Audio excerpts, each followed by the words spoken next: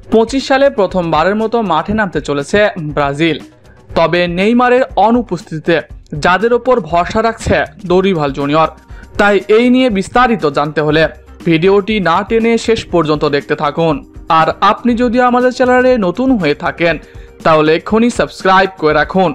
আর ইতিমধ্যে সাবস্ক্রাইব করে থাকলে আপনাকে অসংখ্য ধন্যবাদ। 2025 সালে প্রথমবারের মতো মাঠে নামতে চলেছে ব্রাজিল।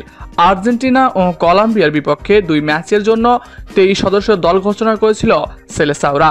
স্কোয়াডে থেকেও ইনজুরির কারণে দলে নেই নেইমার জুনিয়র। তার অনুপস্থিতিতে ব্রাজিল দল নিশ্চিতভাবে নিজেদের শক্তি হারিয়েছে। তবে এখানে থেমে থাকলে চলবে না 5 বারের বিশ্ব চ্যাম্পিয়নদের। বিশ্বকাপে যেতে হলে কলম্বিয়া ও আর্জেন্টিনার বিপক্ষে ভালো কিছু করতেই হবে ব্রাজিলকে। আর নেইমারের অনুপস্থিতিতে যাদের ওপর ভরসা রাখবে ব্রাজিলের ভক্তরা, চলুন দেখে নি কারা সে সকল ফুটবলার। Number 1, Vinicius junior. বর্তমান সময়ে সেরা খেলোয়াড় ভিনি। নিজ দক্ষতায় নিজের ক্লাব রিয়ালকে একের পর এক ম্যাচ জিতিয়ে যাচ্ছেন তিনি। তবে ব্রাজিলের হয়ে ফর্মটা তার পক্ষে কথা না বললেও ভিনির মতো খেলোয়াড়রা যে কোনো প্রতিপক্ষের জন্য হুমকির কারণ। নিজের দিনে যে কোনো দলের ঘুম হারাম করে দিতে পারে ভিনিসিয়াসরা। তাই ব্রাজিলের জয়ে ভিনির দিকেই নজর রাখবে ভক্তরা। Number 2, Raphinha Diaz.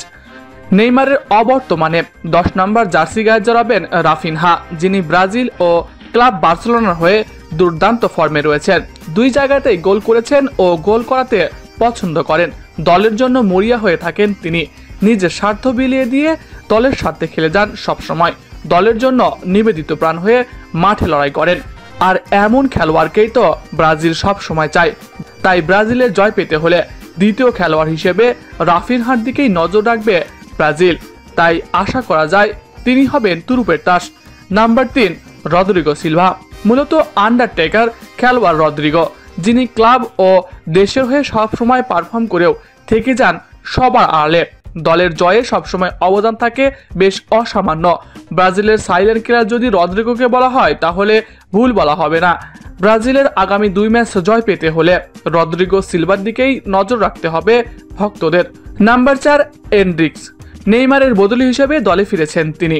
রিয়ালের হয়ে দারুণ খেলেছেন এই তরুণ তুর্কি। এনরিক্সের গোল করার অ্যাবিলিটি দারুণ। এর সাথে তিনি ভালো ফিনিশও করতে পারে।